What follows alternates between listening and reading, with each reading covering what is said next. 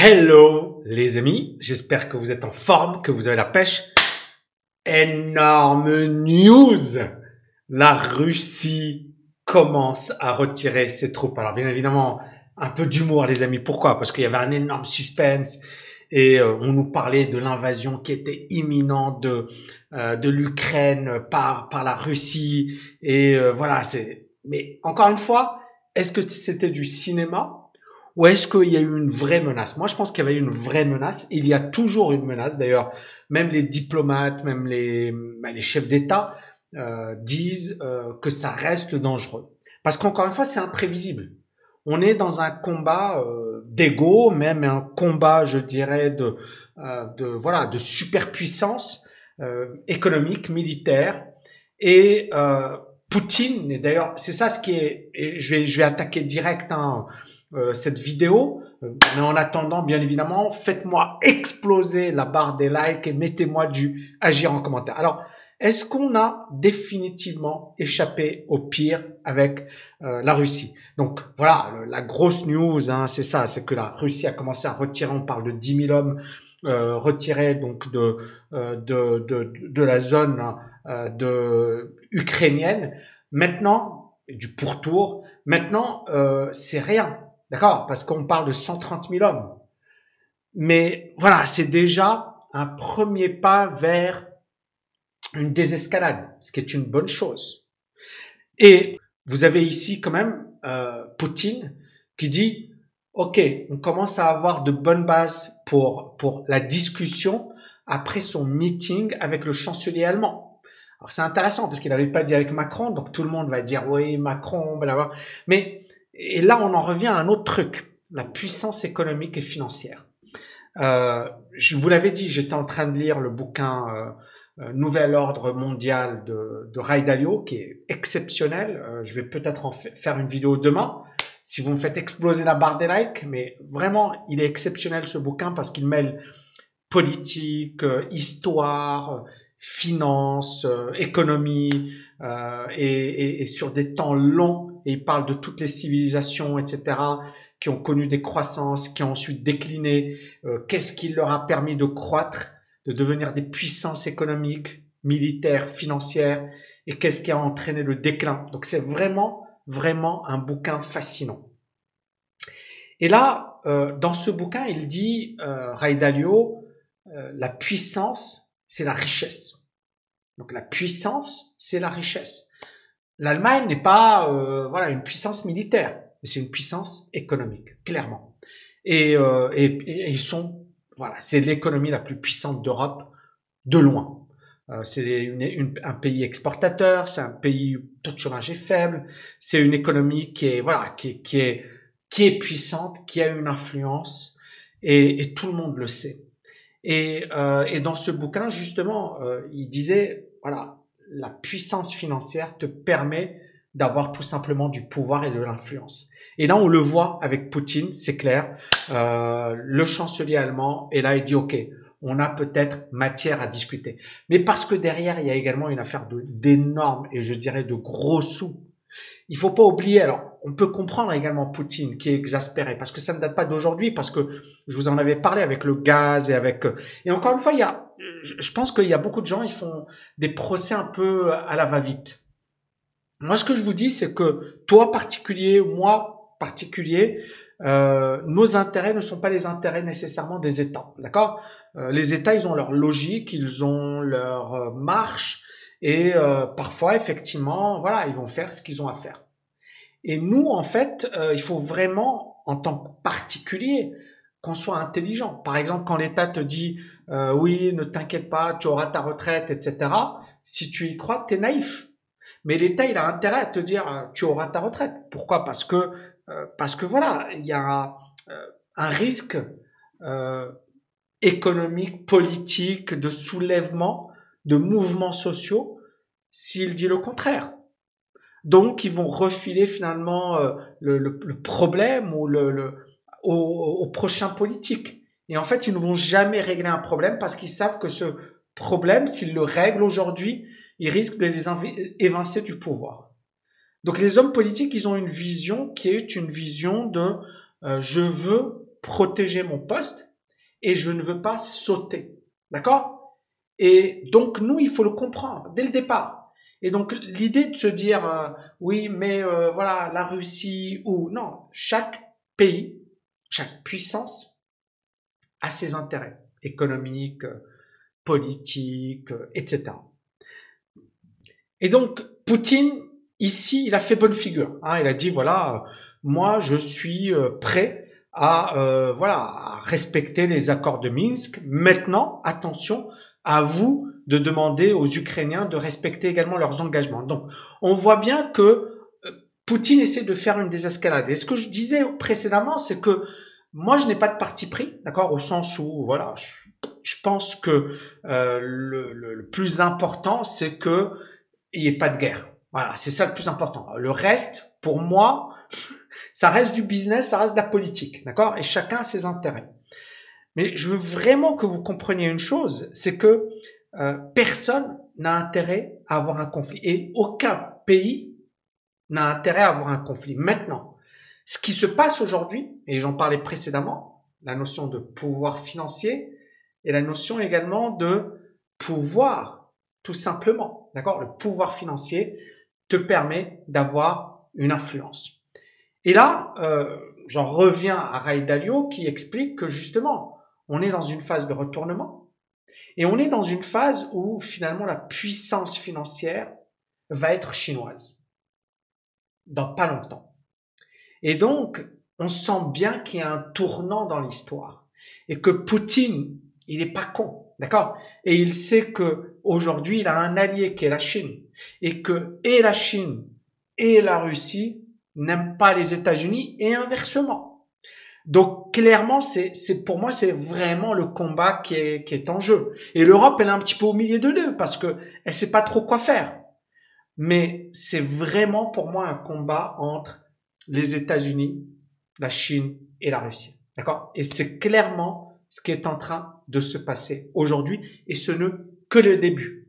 J'espère que ça ne va pas aller plus loin. Mais encore une fois, pour moi, ce conflit, il est pas innocent. Il arrive à un moment précis. Et comme je l'ai dit, les États-Unis, ils ont bien tapé sur Poutine et voilà. Et Poutine n'est pas un saint non plus. Hein. Donc voilà, c'est du business, c'est de la politique à très très très haut niveau et il faut le comprendre. Maintenant voilà, on n'en est pas encore arrivé à la situation finale. L'Ouest, notamment l'Allemagne, les États-Unis, se posent encore la question des propos de Poutine. Hein. Vous voyez l'ambassadeur aux Nations Unies, Julian Smith, qui a dit aux reporters, il doit vérifier ce qu'affirme la Russie. D'accord? Et ils disent, oui, Moscou a déjà fait des... Et donc les Américains, on voit qu'ils tapent fort. Hein. Ils sont pas en mode gentil avec la Russie. Et ils sont en mode, on doute de toi, on doute de tes propos. C'est-à-dire, le mec, quand même, c'est Poutine qui leur a dit. Enfin, les Russes qui ont dit on retire. Et là, les Américains ils sont en train de remettre en question les propos de Poutine.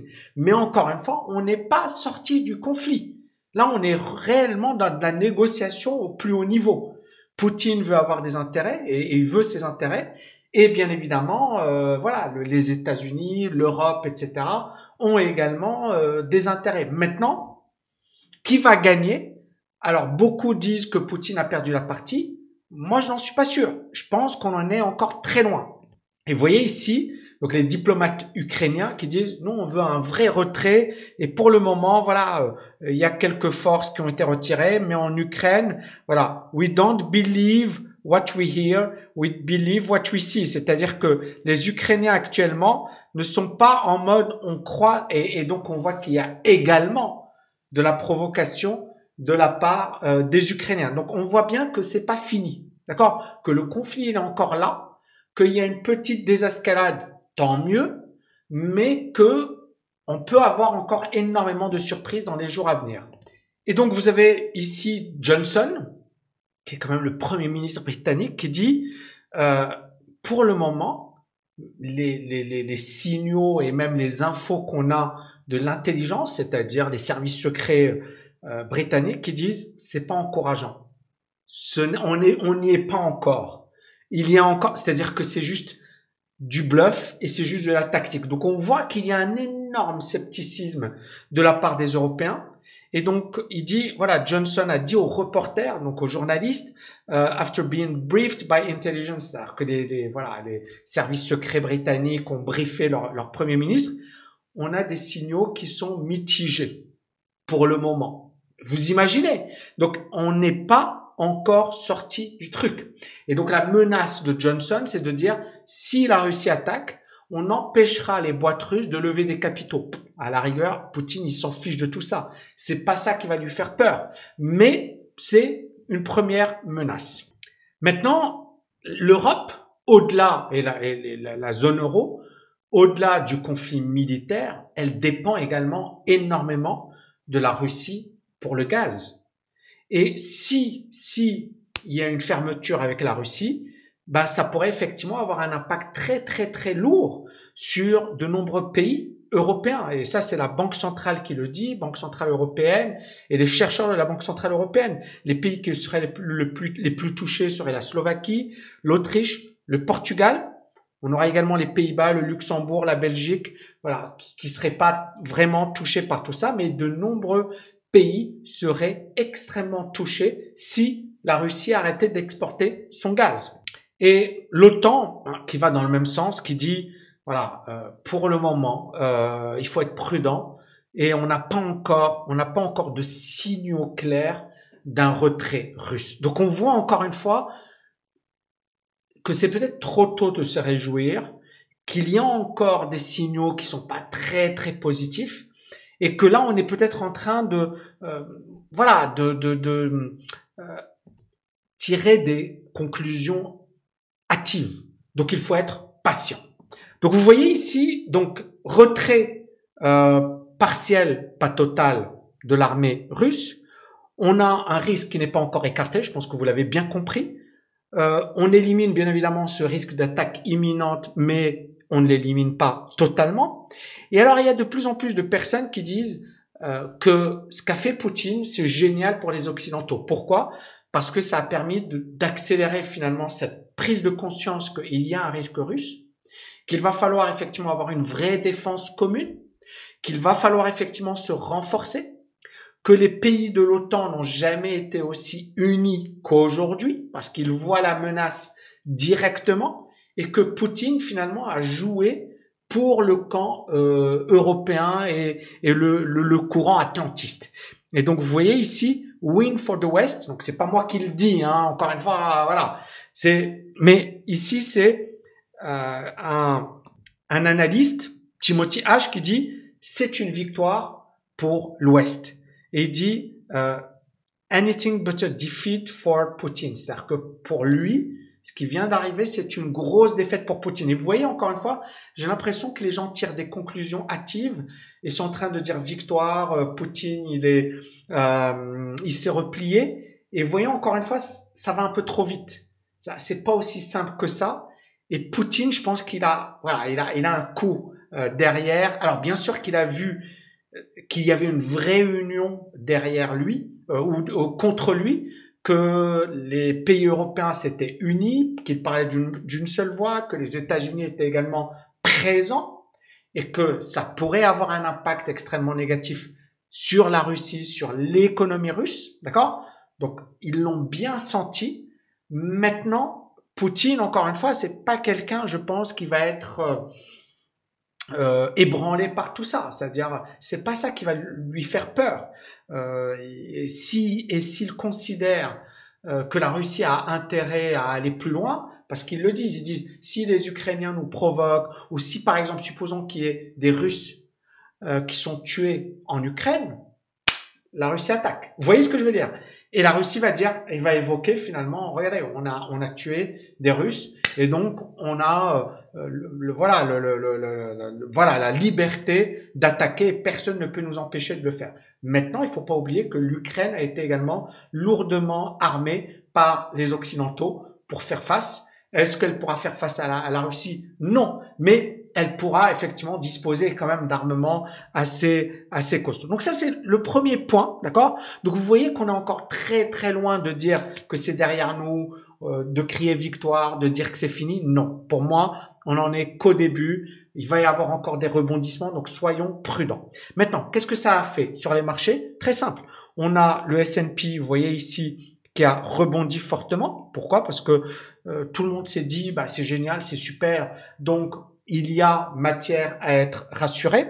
On a également le Bitcoin. Alors, ça, c'est le Bitcoin, oui, qui a également rebondi. Donc, intéressant. C'est-à-dire que le Bitcoin va dans le même sens que les indices. On a eu aujourd'hui une grosse nouvelle négative au sens du PPI, c'est l'indice des prix à la production, et ce chiffre était de 9,7%. C'est l'inflation, mais pour les prix à la production.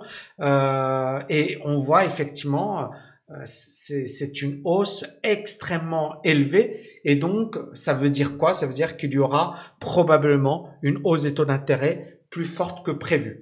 Donc, ça a augmenté de 9,7% par rapport à janvier de l'année dernière. La hausse par rapport à décembre, c'est la plus importante depuis 8 mois. Et bien évidemment, ça va inciter la Fed à être bien plus agressive dans les prochains mois. Et donc, on risque d'avoir effectivement de fortes hausses des taux d'intérêt. Comment s'explique cette hausse des prix? J'en ai déjà parlé sur cette chaîne. Les goulots d'étranglement dans les transports. Parce que voilà, il y a eu et puis l'essence également explique ça, puis les chaînes d'approvisionnement en Chine. On a également la forte demande, la reprise économique, ça a entraîné une demande plus importante que prévu. La difficulté de la main-d'œuvre, notamment aux États-Unis, avec un taux de chômage qui est très faible, des demandes d'emploi qui diminuent, et tout ça, ça pèse sur les salaires. Et donc tout ça, ça explique pourquoi effectivement l'inflation grimpe. On est à 7,5% d'inflation quand même. C'est les niveaux les plus élevés depuis 1982. Et là, c'est l'inflation, je dirais, des prix à la production. C'est les prix à la production qui augmentent et qui augmentent fortement. Alors la conséquence de tout ça, c'est quoi? C'est que le pétrole, il a corrigé assez lourdement, parce que on a perdu combien aujourd'hui? On a perdu 3%. À un certain moment, on perdait 3-4%. Le pétrole a baissé fortement, donc les indices se reprennent. Maintenant, voilà, honnêtement, est-ce que ce petit rebond signifie la fin de la baisse? On va aller sur le Nasdaq. Alors c'est vrai que c'est des belles hausses, mais là c'est le petit rebond d'aujourd'hui. Est-ce que ça veut dire que la baisse est finie? Pour moi, c'est trop tôt pour le dire. Il faudrait au minimum casser ce niveau pour se dire que les indices sont repartis à la hausse, sont repartis effectivement sur un chemin haussier. Sur les indicateurs techniques, on est toujours sous la zone de neutralité, donc il faudrait casser ce niveau, d'accord? Et puis, idem pour le Bitcoin. Alors bien sûr, ça rebondit très bien, d'accord? D'ailleurs, le Bitcoin, je trouve qu'il est très beau, mais je vous l'ai dit hier, sur un plan technique, c'est juste magnifique ce qu'il est en train de nous faire. Maintenant, encore une fois, si les indices repartent à la baisse, le Bitcoin risque également de repartir à la baisse. Donc, il faut être super prudent par rapport à tout ça. Donc, pour moi, on n'est pas encore sorti d'une situation de crise. L'inflation, elle est toujours présente. Le risque effectivement de hausse des taux d'intérêt, le risque également d'un ralentissement économique, le risque d'un conflit qui s'éternise avec Poutine n'est pas écarté. Et puis, on voit également les conséquences. C'est-à-dire que si la Russie durcit ses conditions, ça peut effectivement avoir... En fait, l'Europe et la Russie sont interdépendantes. Donc, si la Russie ferme ses frontières ou si les Européens sanctionnent la Russie, ils se sanctionnent eux-mêmes quelque part. Donc, on voit bien qu'il y a de gros intérêts et que et la Russie et les Européens n'ont pas intérêt à se taper dessus. Je dirais que les Européens ont beaucoup moins intérêt à taper sur les Russes que les États-Unis. Les États-Unis, eux, sont dans une position d'hégémonie mondiale. Ils veulent garder effectivement leur puissance, leur stature, et ils savent que la Russie est l'allié indirect ou direct de la Chine, et que la Chine, c'est l'ennemi juré aujourd'hui des États-Unis, et qu'aujourd'hui, on a clairement une coalition Russie-Chine. Il n'y a pas photo. Et donc, à partir de là, on est ici vraiment dans une situation de reconfiguration de l'économie mondiale, d'un nouvel ordre mondial qui est en marche, d'accord? Ce sera le titre probablement de la vidéo de demain, si j'ai le temps de la faire, mais ce sera le titre de la vidéo, parce que clairement, ce qui se passe aujourd'hui, c'est juste le début de quelque chose de bien plus profond, parce que ça risque de chauffer. Et rappelez-vous de Taïwan, rappelez-vous de la Chine, rappelez-vous des États-Unis, des menaces américaines. On n'en est qu'au début, c'est-à-dire qu'on va rentrer aujourd'hui dans une escalade, et ça va être une escalade militaire, mais également économique. Donc ça va être véritablement un énorme fight, et on n'en est qu'à la première étape. J'espère que vous avez aimé les amis. Dites-moi ce que vous en pensez en commentaire. Pas de souci si vous trouvez que je suis trop ceci, ça me dérange pas. Mais juste dites-moi et argumentez et dites-moi ce que vous en pensez. Et est-ce que pour vous, c'est bon, c'est fini, les marchés vont exploser à la hausse? Est-ce que c'est trop tôt pour le dire pour les raisons que j'ai évoquées? Et est-ce que finalement on est aujourd'hui véritablement dans le début de quelque chose de bien plus profond? Merci infiniment et je vous dis à bientôt. Ciao, ciao, ciao!